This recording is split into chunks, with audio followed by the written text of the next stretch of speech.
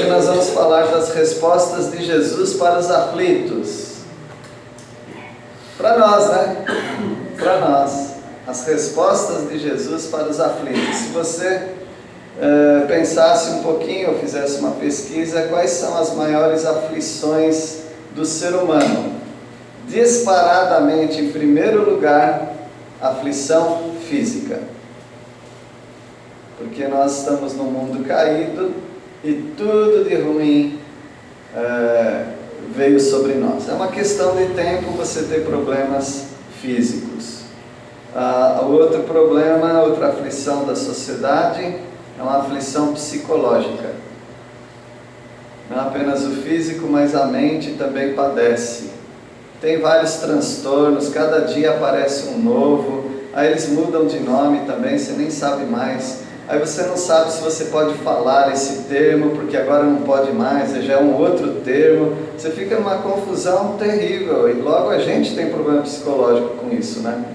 Mas as pessoas sofrem, mesmo aqueles que não têm transtornos, algum tipo de transtorno na mente, eles sofrem também porque as nossas aflições giram em torno de ansiedades, e a ansiedade ela atinge em cheio a nossa mente, nossa maneira de pensar, a nossa concentração, a mente nos prega peças também. Então esse é um sofrimento, uma aflição física, mental, ou psicológica. A outra aflição da sociedade ou do ser humano é a aflição social. As pessoas têm problemas em se relacionar, seja por inveja, seja por intriga, seja por isolamento, tudo com I, né? Inveja, intriga, isolamento. As pessoas sofrem socialmente. Com quem eu vou me casar? Eu já me casei. Mas alguns estão se perguntando, com quem vou me casar? Então é um problema social, uma aflição social de viver nesse mundo. A outra aflição é econômica. Como eu vou me sustentar? Como eu vou sobreviver? O que eu vou comer? O que eu vou vestir? Tudo isso tem a ver com o dinheiro. Como o Milor Fernandes falou, né? Dinheiro não traz felicidade, principalmente quando é pouco. Dinheiro resolve um monte de coisa na nossa vida, mas é uma aflição que nós todos temos, a aflição econômica. E a outra aflição é espiritual. As pessoas, elas se afligem com isso. De onde eu vim, o que eu estou fazendo aqui e para onde eu vou. Não são perguntas filosóficas como alguns pensam, são perguntas espirituais, porque dizem respeito a coisas fora do nosso controle. Da onde você veio, você não teve controle disso. Onde você nasceu, você não teve controle disso. Para onde você vai, você também não tem controle disso. Você sabe que existe a morte, e depois da morte? É uma aflição. E o que eu estou fazendo aqui, parece que nós temos controle, mas nós nem temos controle do que nós estamos fazendo aqui e como viver nesse mundo. Pensamos que temos controle dessas coisas. E o Senhor Jesus responde a todas as nossas aflições. No capítulo 2 de Marcos, Evangelho de Marcos, capítulo 2, nós vamos ver 3 respostas de Jesus para 3 aflições específicas, né? E elas giram em torno de 3 frases dele mesmo. Então a primeira aflição, a primeira resposta para essa aflição é: os teus pecados estão perdoados. Essa é uma aflição do ser humano. E o Senhor Jesus responde: os teus pecados estão perdoados. A outra aflição do ser humano, e o Senhor Jesus responde com essa frase: os sãos não precisam de médicos, mas sim os doentes. Tem resposta para os doentes, para os sãos não tem. Então se vocês não se sentem doentes, então não há resposta para você. Mas se você se sente doente, o Senhor Jesus quer cuidar de você. E a outra resposta que ele dá para uma aflição específica dos discípulos, a resposta é a seguinte: não se jejua enquanto o noivo está aqui. Não se jejua enquanto o noivo está aqui. Ou seja, o noivo está presente. Nós só vamos ficar na primeira, né? Os teus pecados estão perdoados. Nós não temos tempo de tratar todos os demais, mas vamos começar, né? Os teus pecados estão perdoados. Como é que surge essa frase tão impactante que responde à aflição da humanidade? O ser humano, ele sabe que é pecador. Ele finge que não é, mas ele sabe que é. Aí você pergunta, como é que você sabe disso? Tudo que eu sei é pela palavra.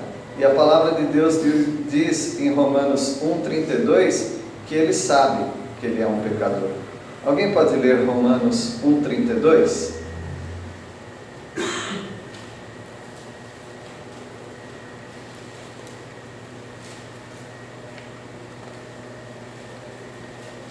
Ora, conhecendo eles a sentença de Deus, e que são passíveis de morte os que tais coisas praticam, não somente as fazem, mas também aprovam os que assim procedem. Eles sabem. Eles que dão uma despertinho na sua frente, você acredita. Eles sabem que eles são pecadores. Eles sabem até mais do que isso. Eles sabem que eles estão perdidos e que eles vão ter que responder para alguém. Até aquele que diz que não tem Deus, que não existe Deus, o esforço da vida dele para dizer que não tem Deus é para encobrir essa verdade. O esforço daquele que fala que o mundo não foi feito por ninguém, mas é obra do acaso, é para encobrir a expectativa terrível de que ele vai ter que se encontrar diante do seu Criador. Ele sabe disso. Mas ele acredita tanto na mentira dele também, que chega um momento que ele fica tão anestesiado que ele nem sente mais que ele é um pecador. E ele nem pensa mais que ele vai estar diante de Deus para prestar contas. Mas pode ter certeza, está embutido ali. É um dispositivo que Deus colocou dentro de cada ser humano. Essa moralidade, essa ética, essa expectativa, essa consciência de eternidade. Deus colocou a eternidade no coração do homem.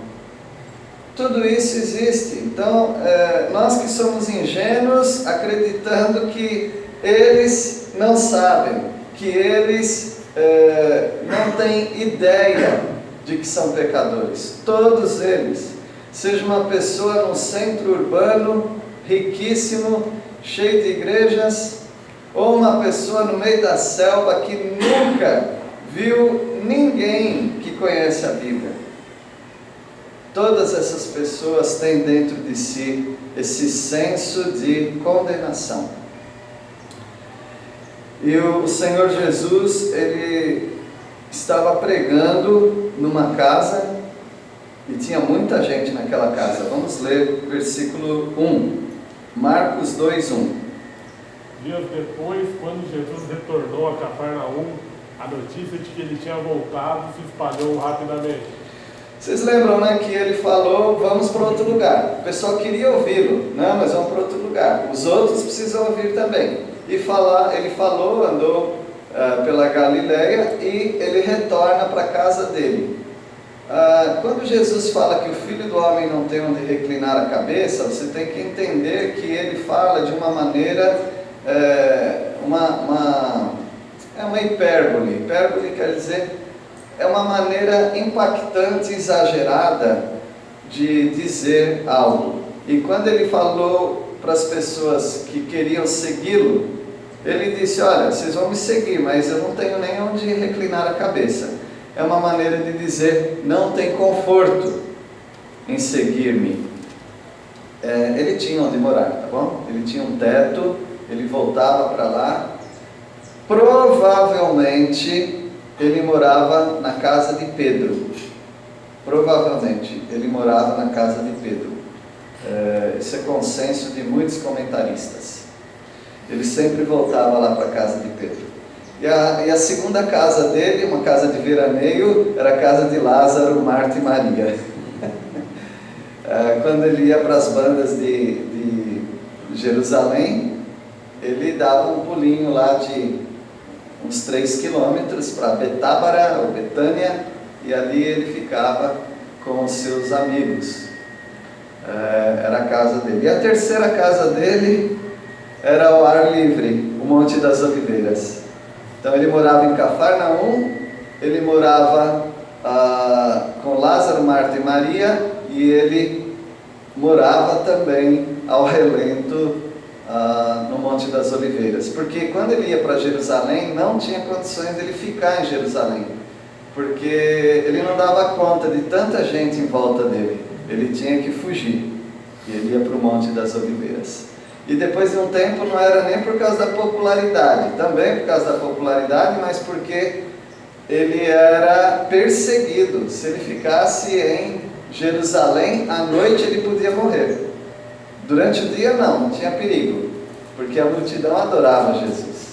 E os sinédrios, os fariseus, eles não prendiam Jesus durante o dia, mas se ele desse bobeira ali à noite, eles iam pegar Jesus. Então ele dava essa escapada para o Monte das Oliveiras. O Senhor Jesus está em Cafarnaum, na casa, né? E nessa casa, em volta dessa casa e dentro da casa, surgiram muita gente. Começou a brotar gente, igual coelho ali. Aquela cidade tinha umas 1000 pessoas naquela época. E a gente imagina que a cidade toda estava por ali. Versículo 2. Logo se ajuntaram tantos, e nem ainda nos lugares, junto à porta do caminho, e iniciavam ele a falar.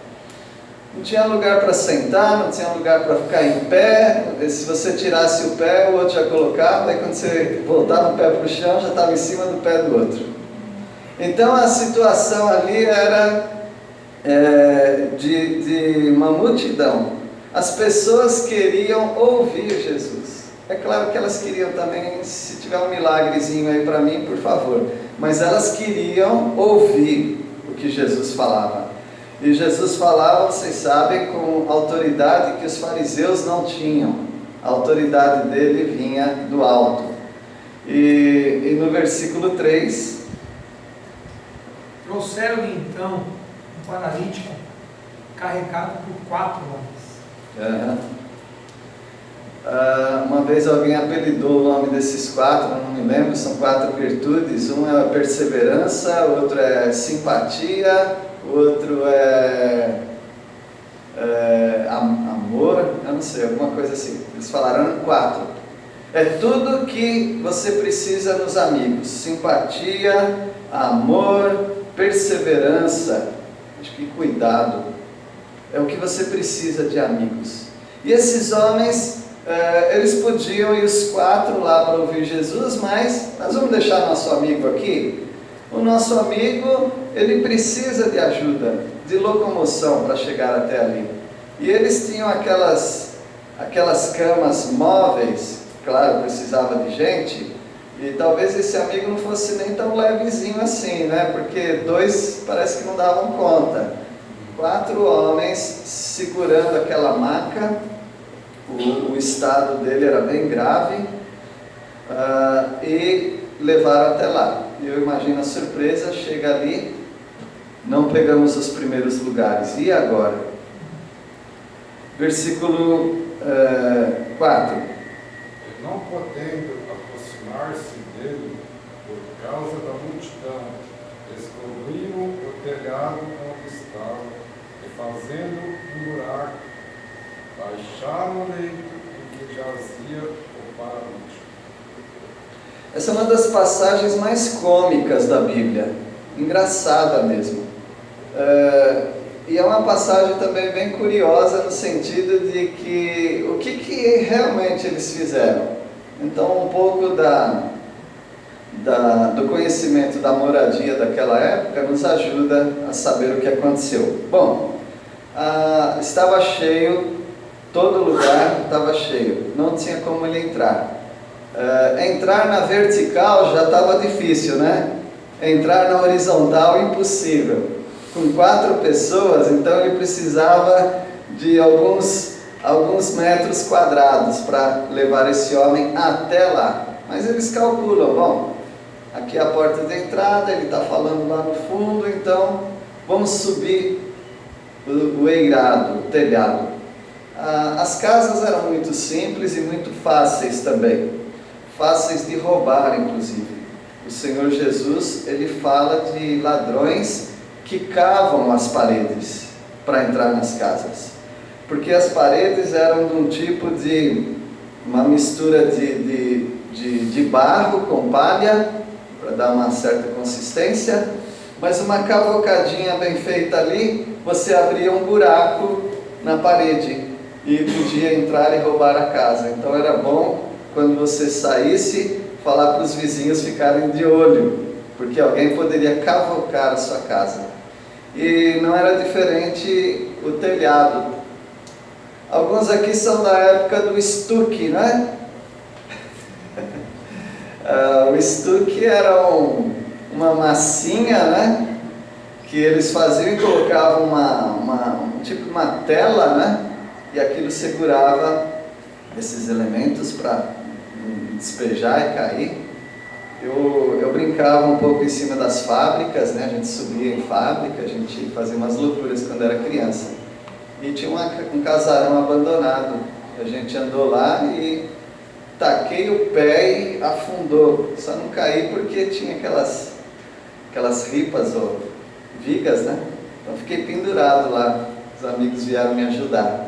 Mas havia muitas casas de estuque. Hoje é laje.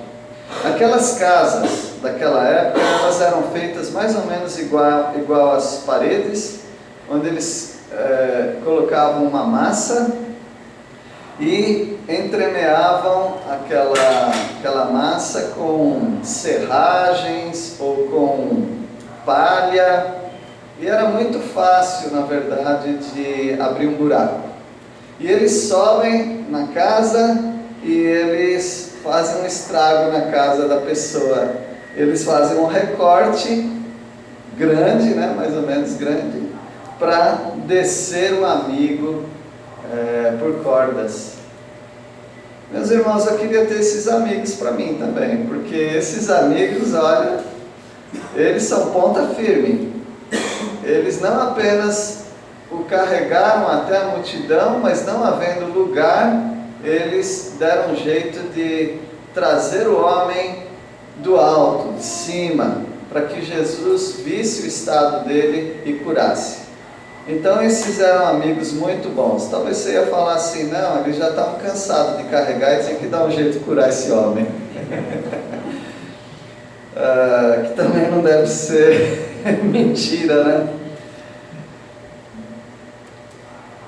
Eirado, duas palavras que aparecem muito no Novo Testamento, eira e eirado, não faça confusão, tá? Eira é gramado e eirado é telhado.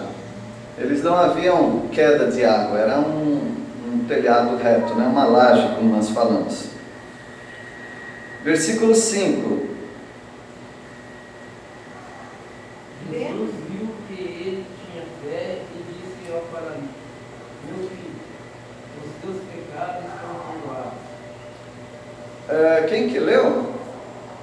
Jareis, começa novamente, por favor. Jesus viu que eles tinham fé. Tá, até aí, obrigado. Eles, né? Tá. Esse paralítico certamente cria no Senhor, mas a fé mencionada não é do paralítico, é dos amigos. Olha, não tenho dúvida que eles têm fé mesmo. Nós já vimos a jornada deles até chegar até Jesus. Meus irmãos, muitas pessoas precisam da fé de outros. Eu tenho falado aqui que se você não crê pelos incrédulos, eles estão completamente perdidos, porque eles não creem mesmo. Você precisa depositar a sua confiança em Deus em favor dos incrédulos. Você precisa dar para os incrédulos um empurrão.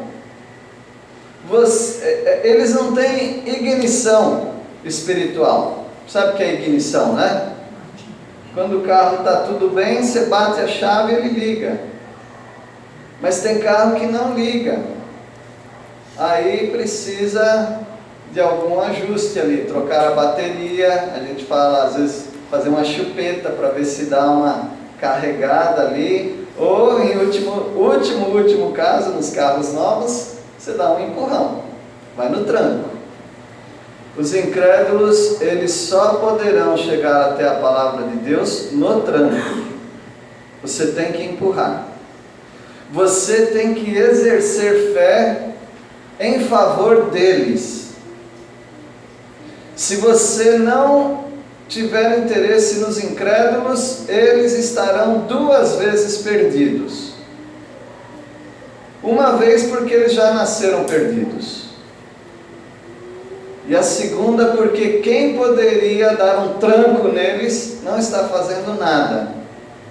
Por isso um convite, uma palavra, um lembrete para ele ler a Bíblia. Quando eu não tenho muito tempo, eu pergunto para as pessoas assim: você tem Bíblia em casa? A maioria tem. E aí eu pergunto: você lê a Bíblia? A maioria é sincera e fala: não. Alguns falam: não muito. Mas uma palavra dessa já é um empurrãozinho. Eu não sei se vai pegar esse motor, mas é um empurrãozinho. Eu dei um empurrãozinho aqui, o outro dá um empurrão, e vai juntando pessoas, e a gente vai empurrando os incrédulos com a nossa fé. Com a nossa fé. Por enquanto, ele precisa de uma fé emprestada, que é a sua. Mas quando você não se apercebe de que os incrédulos precisam de um empurrão, você está contribuindo para ele ficar com aquele motor parado na vida espiritual. E esse homem, eu não sei qual é o estado espiritual dele, mas como quase todas as pessoas, eu vou chamar, nem sei se estou falando o nome certo, tá? Mas como quase todas as pessoas deficientes e com alguns problemas de locomoção ou mental, essas pessoas acabam se entregando ao seu estado. Por isso parece um absurdo, mas certa vez Jesus foi curar um desses e perguntou: queres ser curado? Mas que pergunta é essa? Não é absurda essa pergunta, e não é mesmo. Irmã, fala. E a gente orando com as pessoas que não a gente não tem amizade?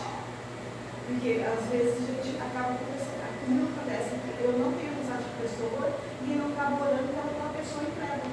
Para se converter para Deus, porque é o seu empurrão que você está dando. É isso mesmo. E às vezes não se surpreenda que de repente aquela pessoa de alguma maneira tenha contato com você. E aí você tem uma oportunidade a mais. Não vamos ficar indiferentes ao que está ao nosso redor. Tem um monte de carro quebrado. Um monte de gente precisando de um empurrãozinho. Vai ficar ali, irmãos. Eles não têm ignição espiritual. Não bate a chave ali e já começa a ler a Bíblia, já começa a adorar ao Senhor. Não é assim. Não funciona dessa maneira. Os crentes precisam orar pelos incrédulos. Os crentes precisam convidar os incrédulos. E os crentes precisam evangelizar os incrédulos. Se você não for atrás, eles não vão vir. Precisa disso. E o estado espiritual desse homem é desconhecido. Dos amigos nós conhecemos, porque Jesus viu a fé dos amigos. A dele nós não sabemos. Quando Jesus fala em outra oportunidade, queres ser curado? Nunca é uma pergunta absurda vindo da boca de Jesus. Se ele perguntou é porque tem muita base, porque muitos desses eram, ou quase todos mesmo, eram mendigos. Naquela época, ser um aleijado, ter algum tipo de deficiência, alguma limitação física, era o mesmo que jogar essa pessoa para a mendicância. Por quê? Porque ela não tinha espaço na sociedade. Hoje a nossa sociedade tem a tal da inclusão social. Mas naquela época, meus amigos, e como muitas culturas hoje, muitas culturas, que não as nossas culturas aqui urbanizadas, mas algumas culturas, alguém com limitação física, ele nem cresce, desde criança ele já resolve o problema deles, né? Eles já matam aquela pessoa. Eles falam, nós não matamos, a gente só coloca no mato.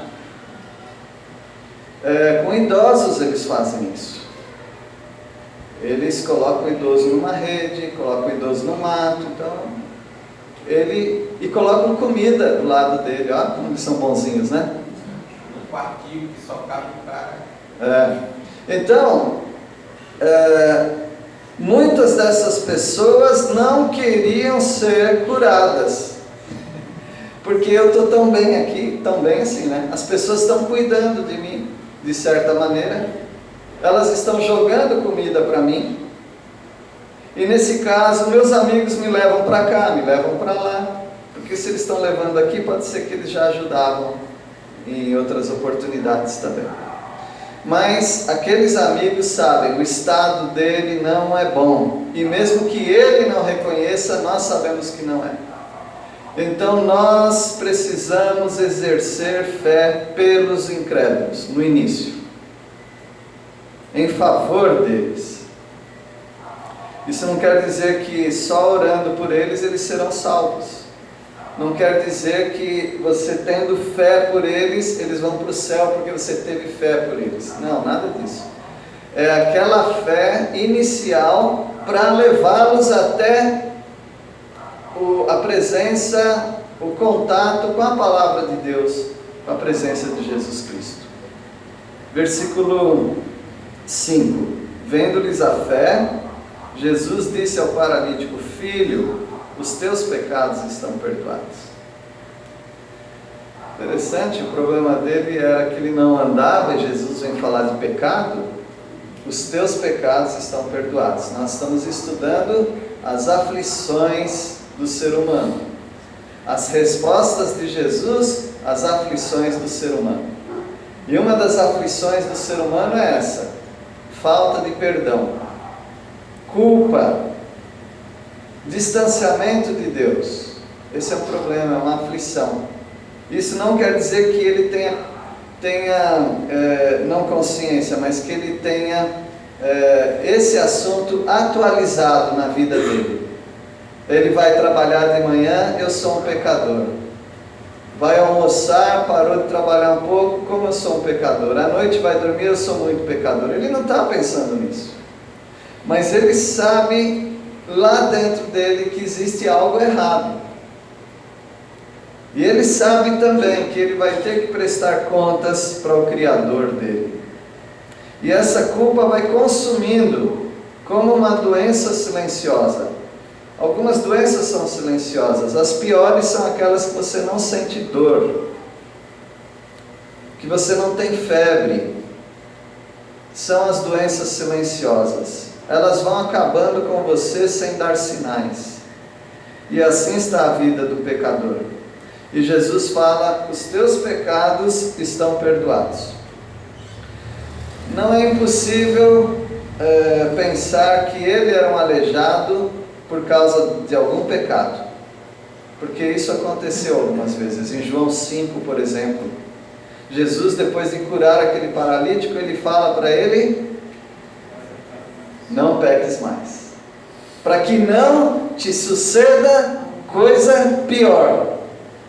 Ou seja, ele estava naquele estado por causa do pecado.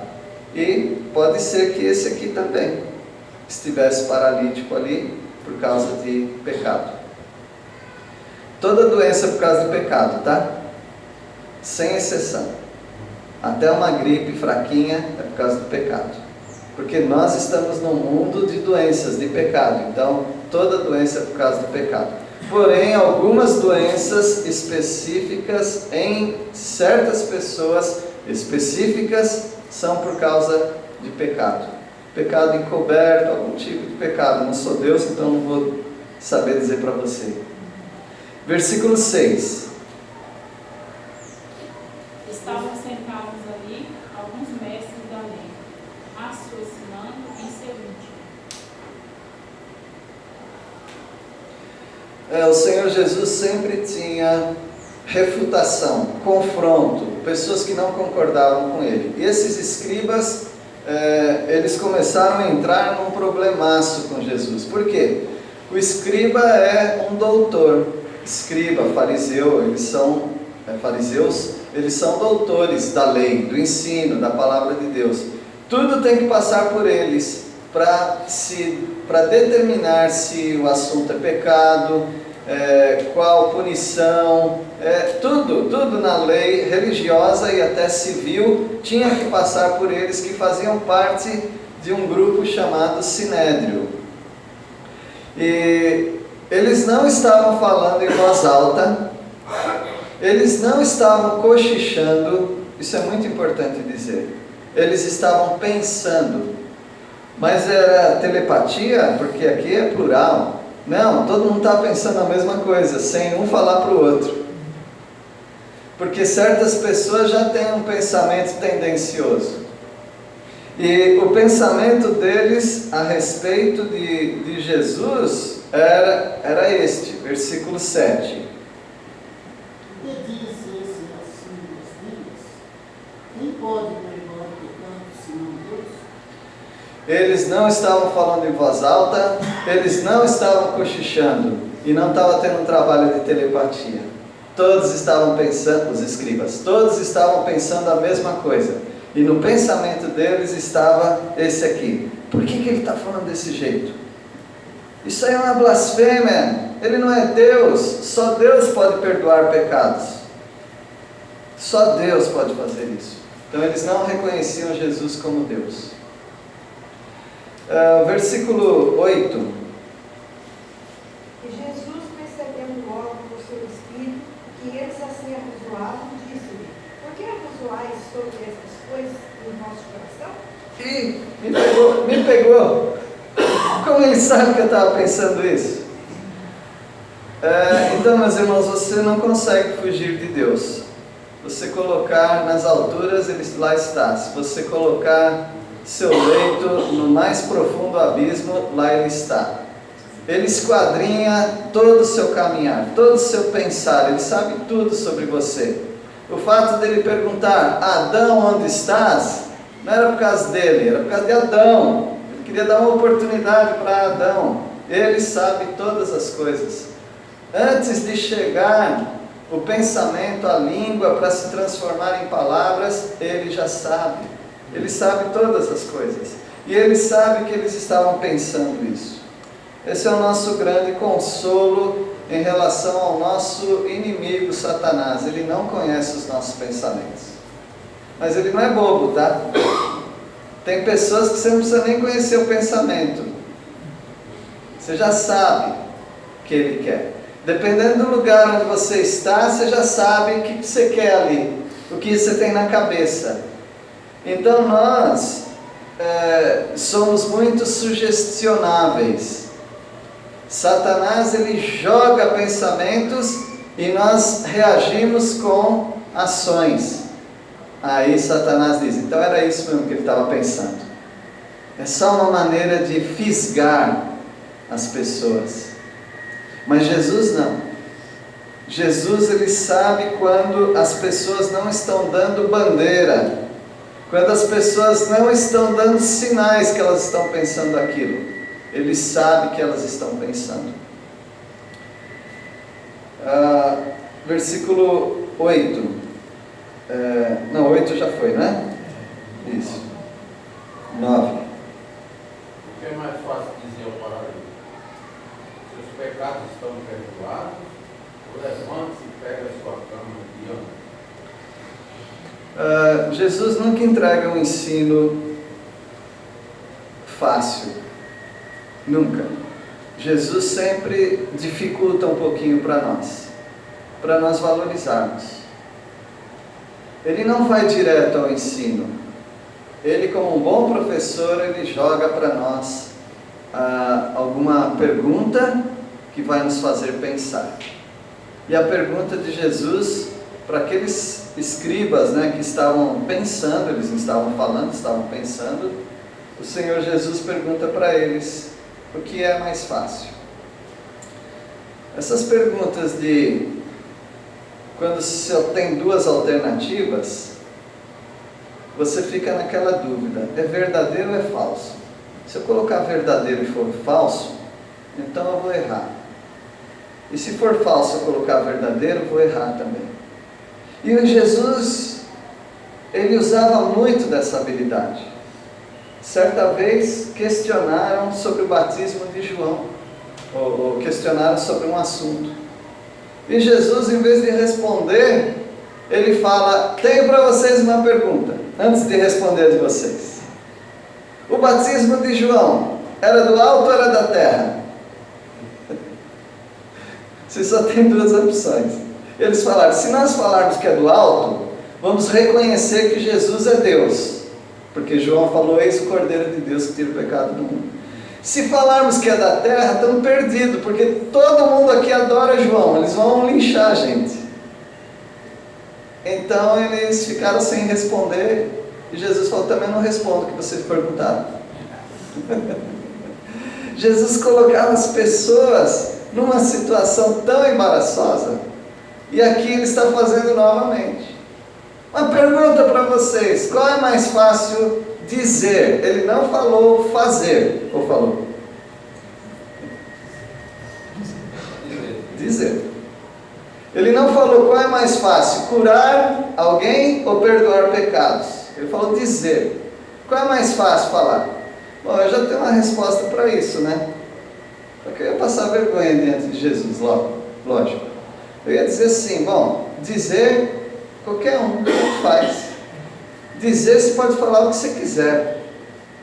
Você pode falar: os teus pecados estão perdoados, o teu câncer está curado, você vai prosperar na vida, seu filho vai se converter, seu esposo vai voltar aos caminhos do Senhor. Isso é a coisa mais fácil. Falar é fácil.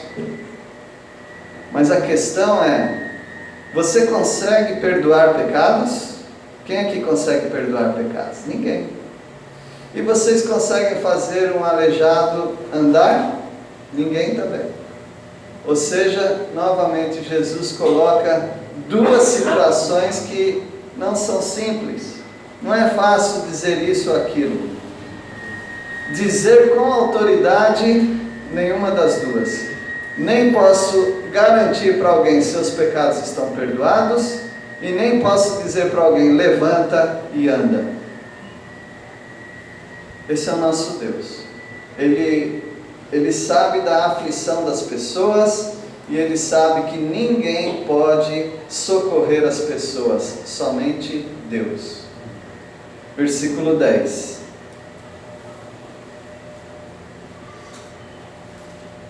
Pois vou mostrar a vocês que eu, o Filho do Homem, tenho poder na terra para perdoar pecados. Então, diz ao paralítico. Isso, vamos ver o que ele vai dizer para o paralítico. Mas antes disso, o assunto é autoridade. Quando Jesus fala qual é mais fácil dizer, não é só dizer, é dizer e acontecer. Isso é autoridade.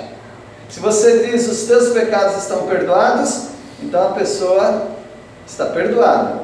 Se você diz: levanta e anda, a pessoa tem que levantar e andar. Então não é apenas dizer, é dizer e fazer acontecer. E Jesus disse assim, para vocês verem a minha autoridade.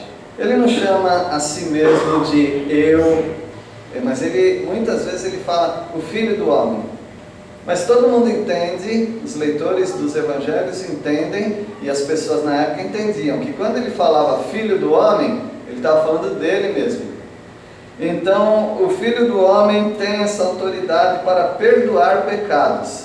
Agora, olha o jogo que Jesus faz. É como aquele tiro que você mata 2 coelhos de uma vez só, né? E ele fala assim, para vocês verem a minha autoridade de perdoar pecados, ele diz para o paralítico, os teus pecados estão perdoados. É isso que ele fala? Não, o que ele fala? Versículo 11.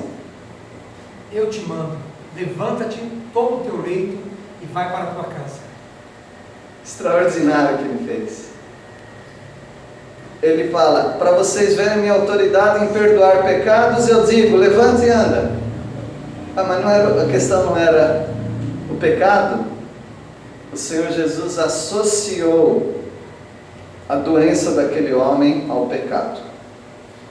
E quando ele fala, levante e anda, isso automaticamente, os teus pecados estão resolvidos, perdoados, porque é isso que está te prendendo na cama. E o Senhor Jesus, ele responde para os fariseus, eu posso fazer as duas coisas ao mesmo tempo. Eu posso curar um paralítico e perdoar pecados. Versículo 11. Foi lido, né? Levanta, toma o teu leito e vai para a tua casa.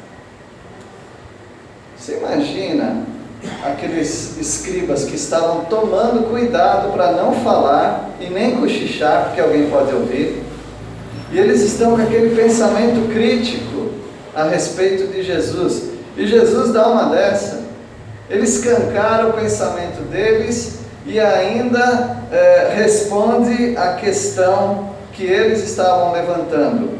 Ele é Deus? Sim, ele é Deus. E também ele se defende da acusação que fizeram na cabeça deles. Ele é um blasfemo. Isso é blasfêmia. Ele já responde isso também. Meus irmãos, naquele mesmo momento era para aqueles escribas todos se converterem. Porque o Senhor Jesus, ele responde a todos os aflitos, inclusive aos escribas. Porque eles têm aflição na cabeça deles. Eles não conseguem mais dormir direito, porque eles vão dormir e eles pensam, nós somos autoridade espiritual, e tem um homem que está sendo mais do que nós, o que nós vamos fazer? Eu tenho uma ideia para eles, eu não sei se você tem também. Faça igual Nicodemos.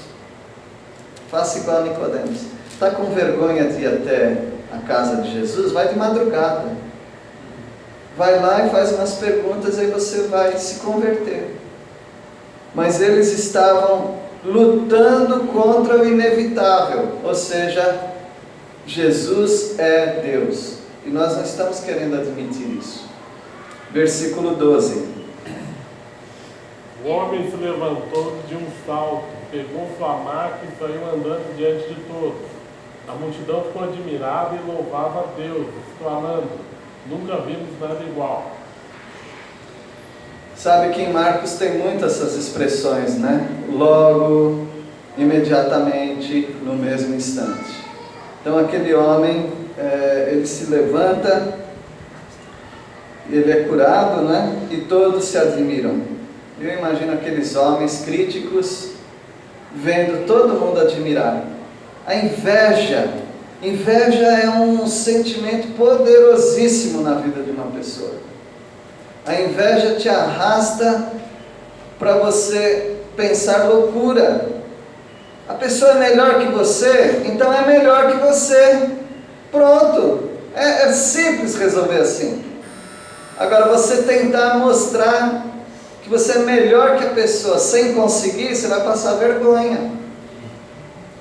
e você tentar destruir alguém que é bom em alguma coisa, aí já não é questão de vergonha, é questão de maldade mesmo.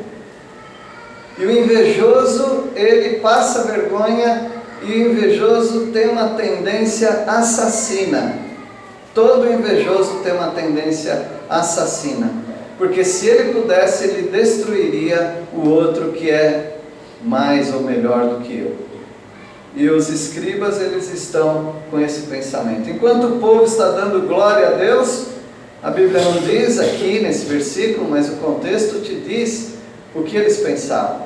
Eles pensavam em matar Jesus. Deus abençoe os irmãos. Você está aflito, então uma das aflições é por causa de pecado. Só manda Deus sondar a sua vida. Se há alguma coisa para resolver, resolva. Seja lá qual for o pecado, Deus vai resolver. Os teus pecados estão perdoados. Deus abençoe. Vamos orar. Agradecemos, Senhor, pela sabedoria do Teu Filho amado Jesus, mostrando-se Deus enquanto aqui na terra. Agradecemos porque a aflição da humanidade não pode ser suprida por nós, mas nós podemos, ó Pai, dar um incentivo para os incrédulos, lerem a Bíblia, buscarem ao Senhor e colocarmos-nos à disposição deles para ajudá-los nas suas aflições.